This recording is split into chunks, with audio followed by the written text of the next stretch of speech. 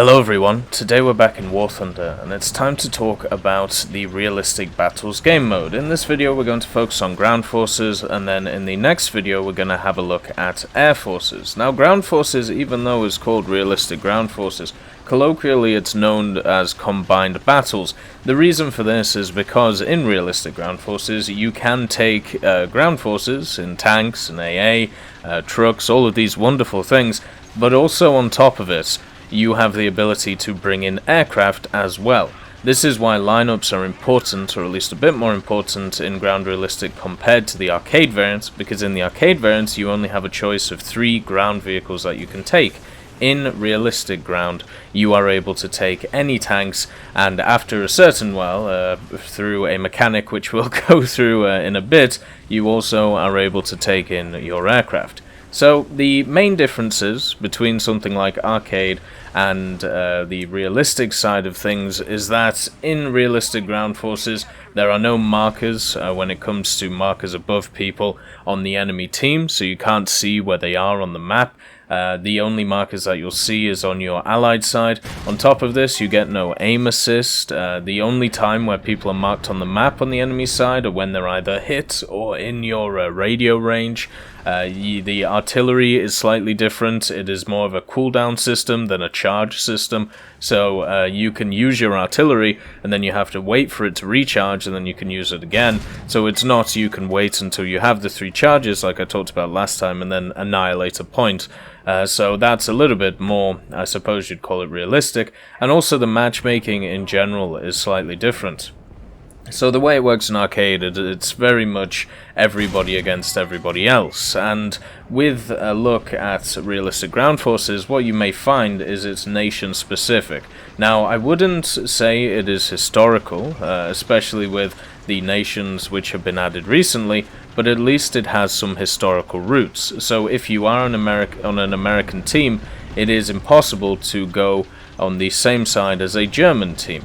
Same with the British. So a lot of the times what you'll find is Germany versus the USA and Britain, or you will find Germany and the USSR against USA and Britain. So it's not technically historical, but there are definite patterns to it. Now where it gets interesting is some of the minor nations. So with Japan can go on anybody's team. The reason for this is because there are less players playing Japan, so therefore they can slot in onto one of the sides, even though they are technically an Axis nation.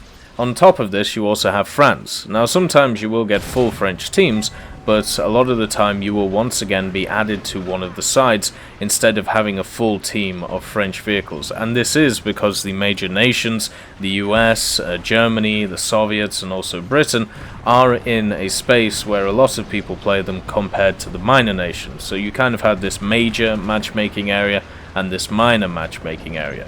But the main thing to understand from this is in arcade you can face yourself. If you go out in a tank such as a T-32, which is an American rank 4 heavy tank, then you on the other side in arcade can face another American T-32 or any American vehicles.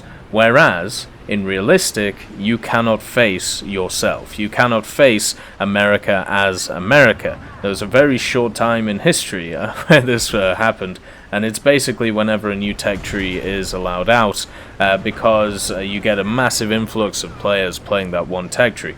But in general rules, the matchmaking is set up so you cannot face yourself, or you cannot face your host nation. So let's talk about the different types of objective-based game mode that you can get in Realistic Ground Forces. It is all based around the tanks, so even though you can take in aircraft, they are much more of a supplementary feature compared to actually winning the game. If you want to win the game, you're going to have to stay on the ground, and the reason for this is because we have 4 separate game modes. We have Domination, Break, Conquest, and then a Battle game mode. So Domination is exactly the same as the way I described it for arcade. It is 3 zones. When A, B, and C, they are dotted around the map and they create areas to fight around. when they are plonked on the map. Generally, they're evenly spaced. There is normally domination zones which are easier to capture than others, but the reason why we have this game mode is to try and get people to fight around these objectives, to give them some kind of objective instead of just flanking around the whole map and sitting in people's spawns. But yes, domination is 3 capture zones in the center of the map, either 1 or 2 spawn points either side, and that's really about it. Break is an interesting game mode. So Break is a game mode where you kind of have an ongoing capture zone. So the way to describe this is there are places on the map. So there's an A and a B. The B is for the enemy and the A is for the ally, and once you capture that A point, your spawn moves to where that capture point was, and then you get another point to capture. This happens 3 times. So what happens is, if you are able to capture the first point, then it triggers the second point to be available to capture, which then triggers the third point. It's very much a kind of a siege dynamic, if you want to see it like that, apart from both teams are sieging the same map. They're fighting the vegetation instead of each other. Now, there are different ways of winning this. You can obviously do it by speed, you can do it through tactics, or you can try and do it on the defense or the offense. So you either try and capture points or you try and defend your own. Now, this game mode is definitely, in my experience, the one which I see the least, especially around rank 3, 4, and 5, which is where I generally play. But I'm sure on specific maps it still will be around in rotation.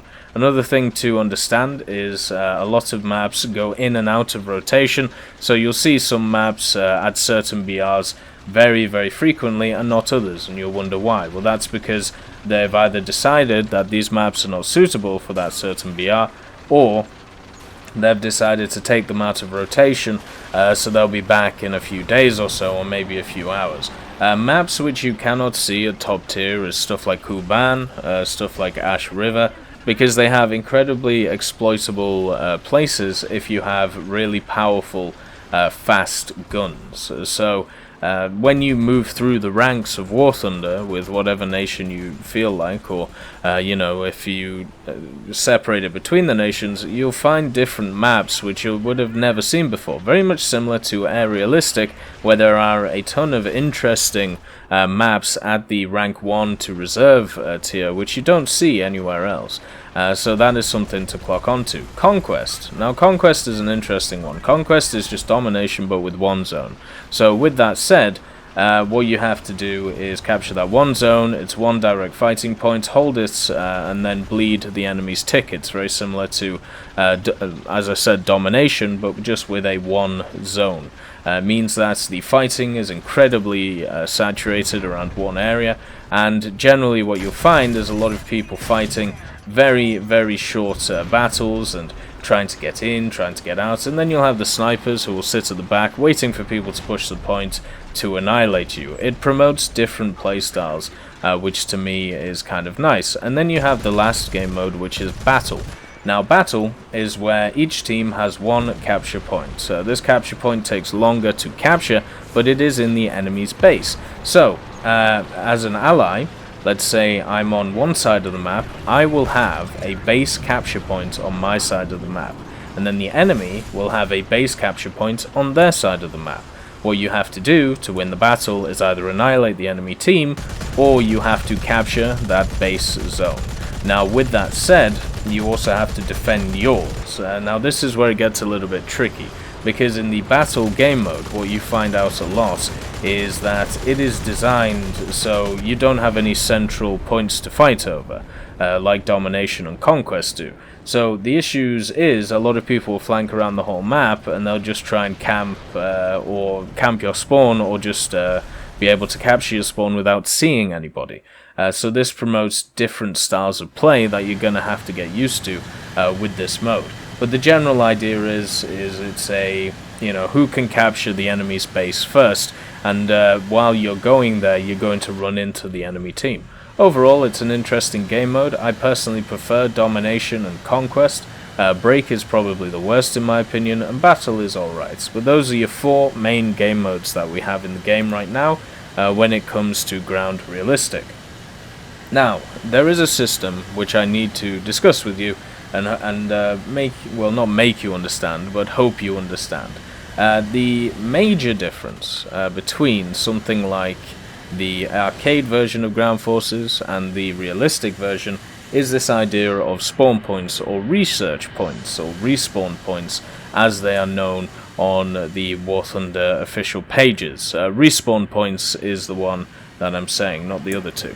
So, with that being said, what is respawn points? Well, when you first spawn in a vehicle in realistic Ground Forces, you first of all have to spawn into a tank. Now, with this said, it doesn't have to be a tank. It can be a vehicle. It can be an SPAA, it can be a light tank, tank destroyer, medium, heavy, whatever you have in your lineup, as long as it sticks to the ground.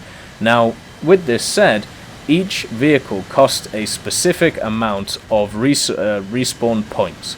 Now, because of this, you have to be able to make more respawn points in order to get into your next vehicle. So it is a skill-based point system in order for you to be able to get into your next vehicle in order to continue the battle. Now, for you personally, what you can do is you can gain points either through killing enemies, gaining assists, getting shot, being able to capture zones, and all of these wonderful things. The way that it is described, which a lot of people may not know, is the reward itself is equal to the research point gain with a 100% multiplier vehicle without premium. Now, that won't make a lot of sense to a lot of people, so let's go into it. So, in order to get research points, you have to do things in the battle which you would normally do anyway. So, either capture points, kill people, all of this wonderful stuff. And every action that you do garners you what is known as research points. You use research points to research vehicles as you go along. Now, every vehicle in the game has a multiplier on it. The multiplier states how much research you can get out of that battle with a given vehicle. So better vehicles will have a lower multiplier, worse vehicles will have a higher one. It's a way to promote specific vehicles over others if they're not being played that much. Now, obviously that doesn't always work, but it's, you know, something to take into account. It's something you should always check on the stat card of any vehicle if you want to use it as a grinder. So with this said, the respawn points that you get in a battle is equal to the research points that you gain while playing the game. Now, this is a rough estimate, and they may have changed it since they implemented the system, but this is what it was supposed to be at the start of it. So when you get, let's say you spawn in a tank, let's say you get in a medium tank. Now, in order for you to gain enough points to be able to spawn in an aircraft, you're going to have to capture zones, you're going to have to kill enemies, you're going to have to do all of these wonderful things. And by doing them, you earn yourself respawn points, so when you die, you are able to respawn in that plane. Now, you are limited to what you can respawn by the amount of respawn points you have, and also the vehicles you have in your lineup. So if you want to respawn in a vehicle which is not in your lineup that you've taken into the battle, unfortunately you are out of luck. So instead, it is better to have a lineup which is generally got a bit of everything, so you're able to survive the next spawn. So instead of just taking 5 heavy tanks, which are the most expensive by respawn point, it may be worth having a heavy tank, a medium tank, an SPAA or a TD or a light tank, and then a fighter, and then maybe a bomber. So, you know, there's a lot of options here that you can go for, which is why you find people who have tons of different crews. Now, for me personally, I have always gone along with 5 crews with my lineups, and the reason for this is because those are the ones that you can buy without purchasing them using GE. And I like to keep my channel as close to the average player as possible when it comes to that stuff, so that's why I do it. Not because I can't afford it, or because when we look at the crews, one of the issues with spreading your crews too thin is that the crew points don't accumulate as much on specific crews, so you get half good crews instead of one really good crew. But anyway, let's talk about how much each vehicle costs. Now understand there are certain anomalies with this, but these are general rules. So the cheapest ground vehicle to get in is an SPAA. The most expensive is a heavy. What we're going to do is we're going to go from the cheapest and to the most expensive in a line. So see it as the SPAA being the cheapest, and then it's the light tanks, and then it's the TDs, and then it's the mediums, and then it's the heavies, which are the most expensive. Now, as I said, understand there are slight differences with certain vehicles. The ZSU 57-2 is an example, because this is more of a tank destroyer than an SPAA. But overall, this is the general rule. And then when we look at respawn points for aircraft, what we have is the fighters being the cheapest, attacker dive bombers being the mediums, and then the bombers themselves being the most expensive. So that is how it works when it comes to the respawn points. Also, when we look at secondary armaments on aircraft, you can bring in a fighter, let's say a P-47, but if you add on rockets or add on bombs, then the price of it will increase. And the reason for this is because you're basically changing it from a fighter into an attacker. The best way to work out if you have enough respawn points to respawn back in a vehicle is to click, if you're on a keyboard, M, and I'm sure if you're on a controller you have a map button. Click that and look at the top. You will see all of your crews. You'll see a number which is associated with each crew, and at the end you will see the amount of respawn points you have. So with that said, that is how the respawn point system works. I know it's a bit convoluted, but once you get used to it after a few battles, you'll understand what's going on.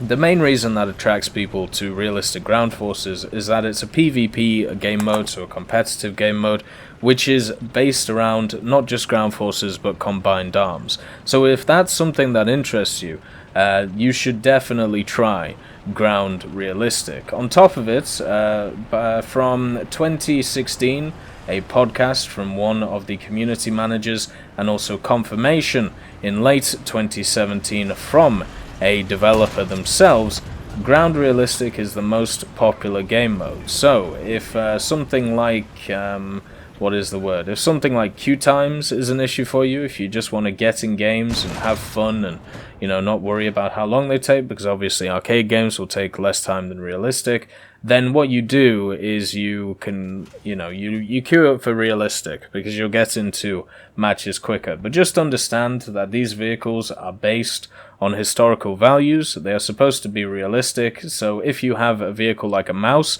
a super heavy German tank, and you're getting penned by stuff with a lot of penetration and you're not moving very fast, well, it's because it existed, and they use historical values to not try and balance vehicles, but try and make them as realistic as possible, and then balance them through other means, such as reload, and also just changing the BR and also the repair cost. Now, the Maus is not the best example, because with the Maus, the turret is missing about 20mm, but that is getting changed very, very soon.